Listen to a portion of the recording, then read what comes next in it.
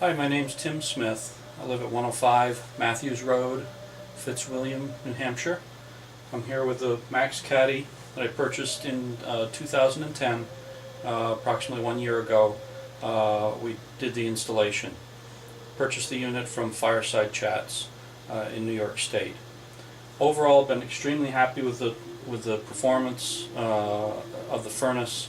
However, I do have one issue that I'm having trouble with, and that's the purpose of this video today. And if I didn't mention it, we're recording this on October 1st, 2011.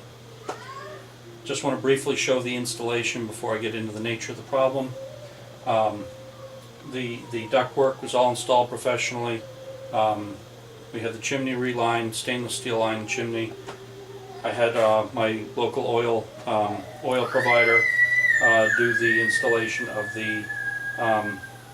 the oil burner. Okay, sorry we were interrupted there. We had some kids had a little problem out in the other room. All right, just telling you briefly about the installation of the furnace. The ductwork was installed by a professional HVAC contractor. The chimney work was done by a chimney sweep who does that type of stuff. It's a stainless steel flue. The oil burner was installed by Allen & Mathewson. They do they're an oil dealer around here. They service burners and so forth. The electrical work is work that I've done myself. I'm a degreed engineer. I've designed lots of circuits, do wiring. It's what I do. Okay.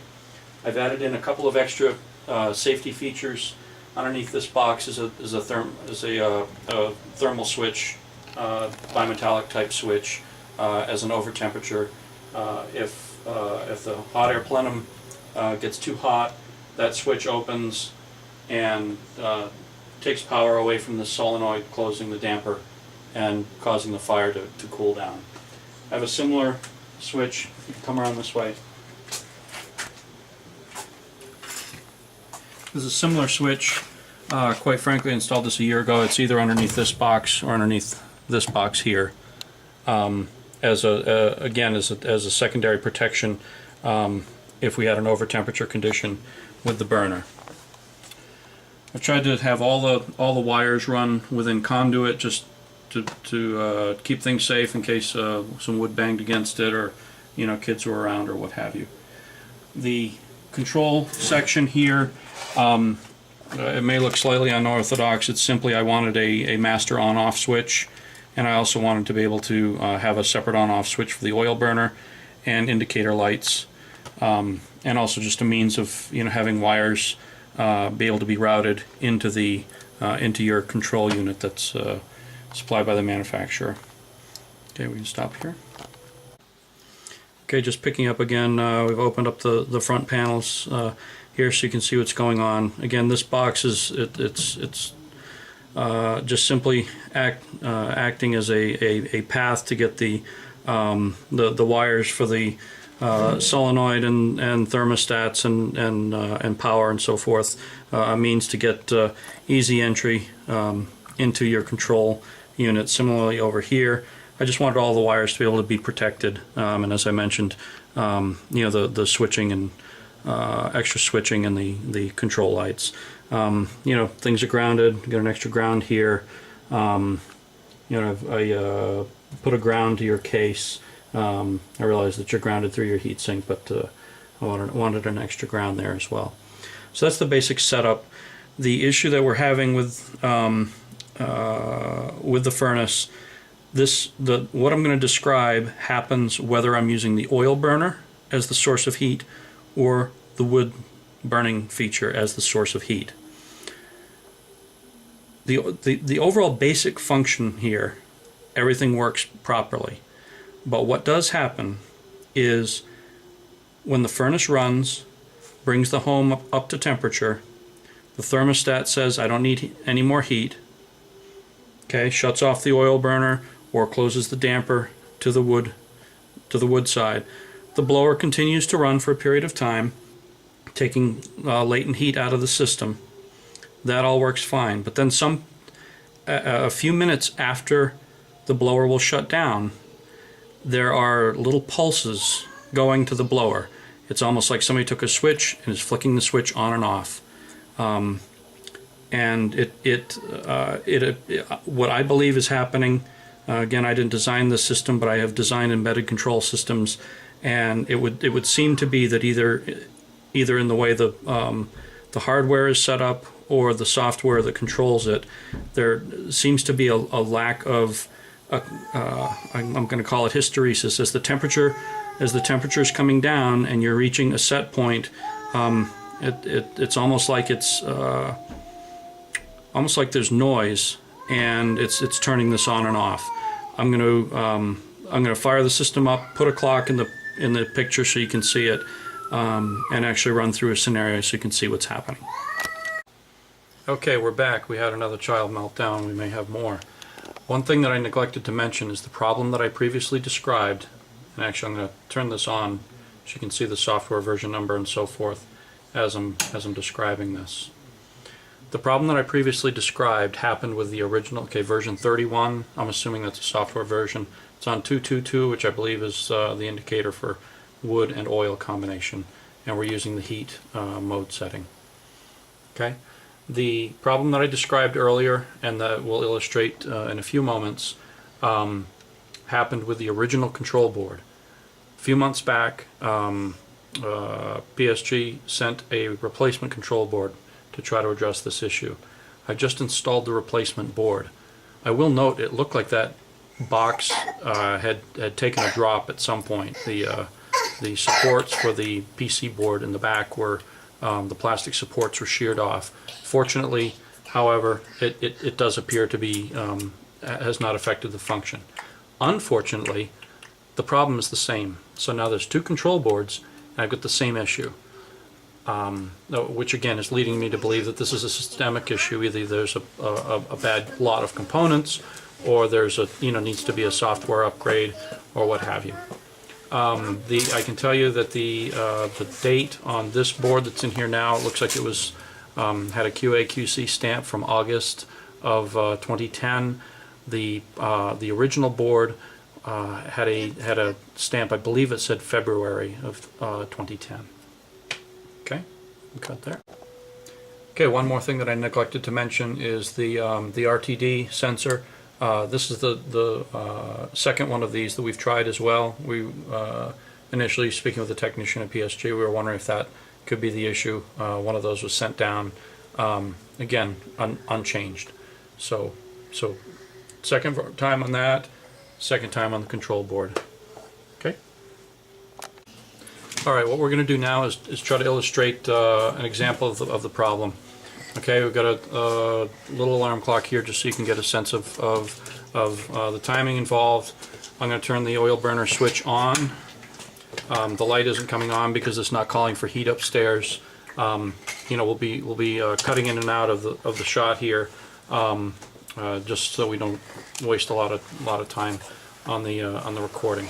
But we're gonna cut here in a minute. Go upstairs, turn on the thermostat. I'm going to show you the oil burner running. We're going to let it go through a full cycle, basically just bringing the temperature of the house up 1 degree. Okay, my wife is headed upstairs. She's going to be turning up the thermostat. I don't know if you can read this clock, but it says 3:37, Saturday afternoon. She's turning on the oil burner, and we'll see that shortly.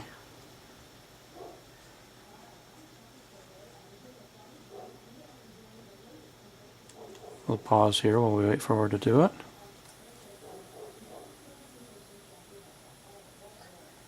Might as well show you my kids sitting over here. There's my two boys and my girls in the other room.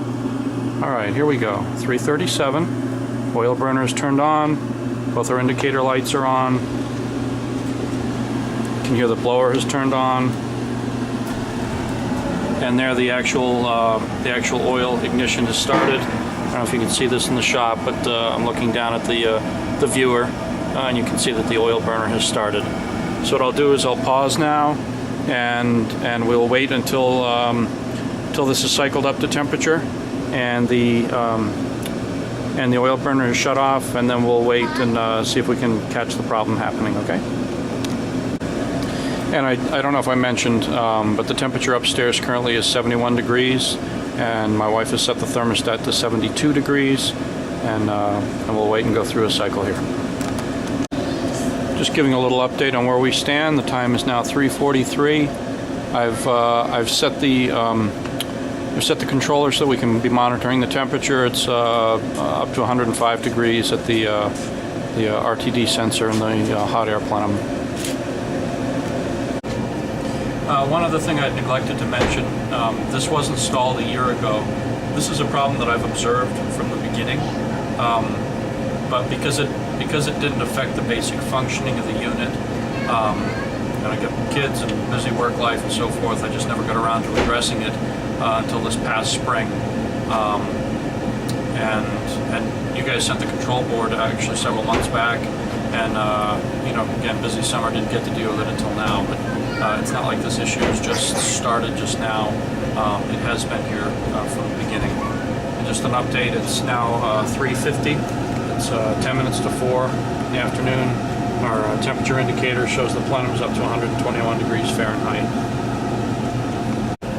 A couple other things while we're waiting for this to heat up some more. The reason that I'm concerned about this issue, again, while it doesn't stop the basic operation of the furnace, one, the sound is annoying because we've got a living room just on the other side of the wall, and so as we're sitting there, we're hearing the this blower periodically going dong dong dong dong.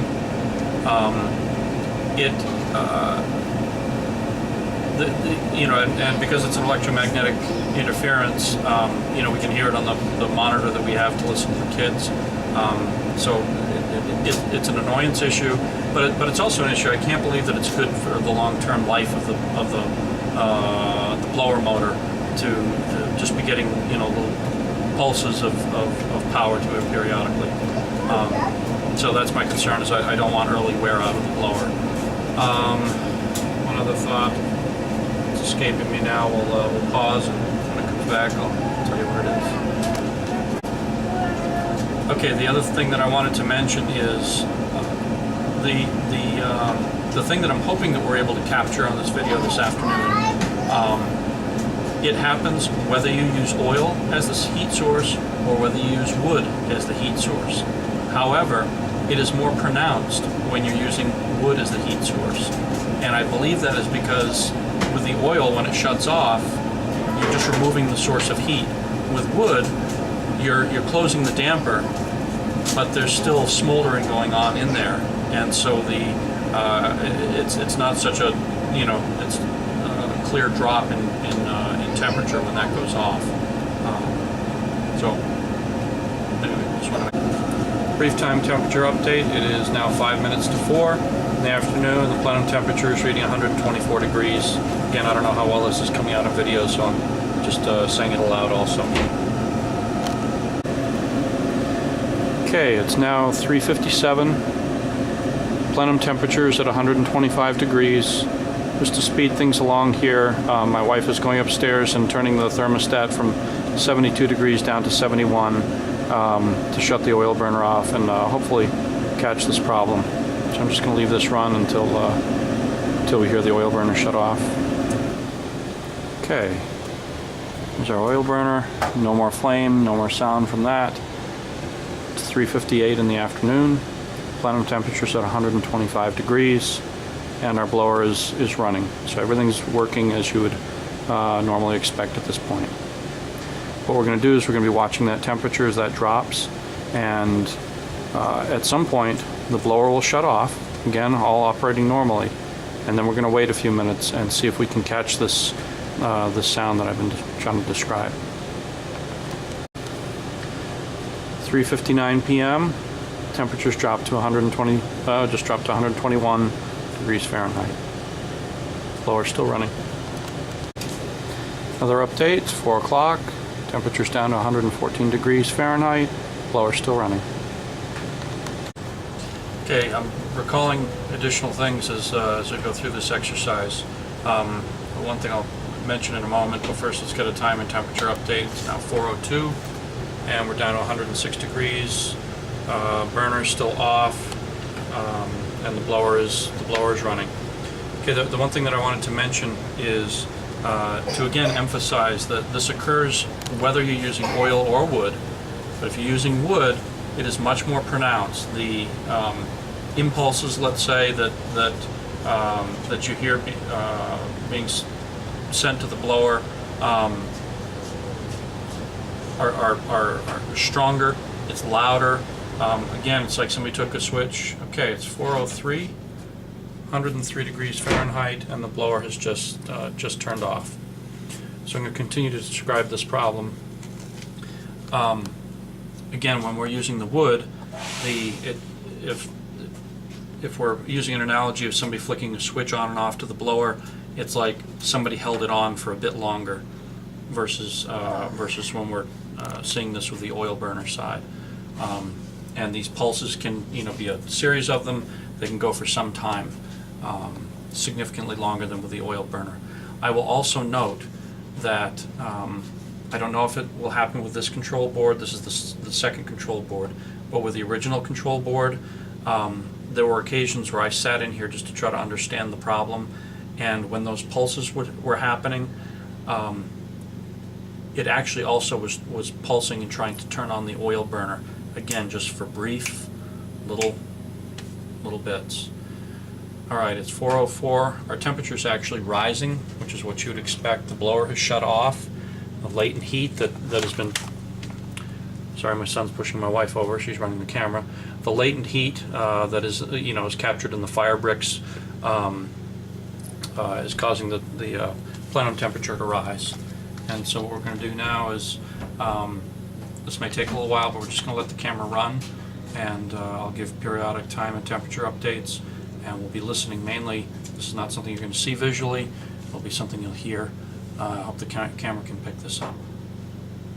Okay, so let's just put the camera on the display, and we'll just wait here for a few minutes. If you can't read the display, it's now 4:04, 109 degrees, that's 109.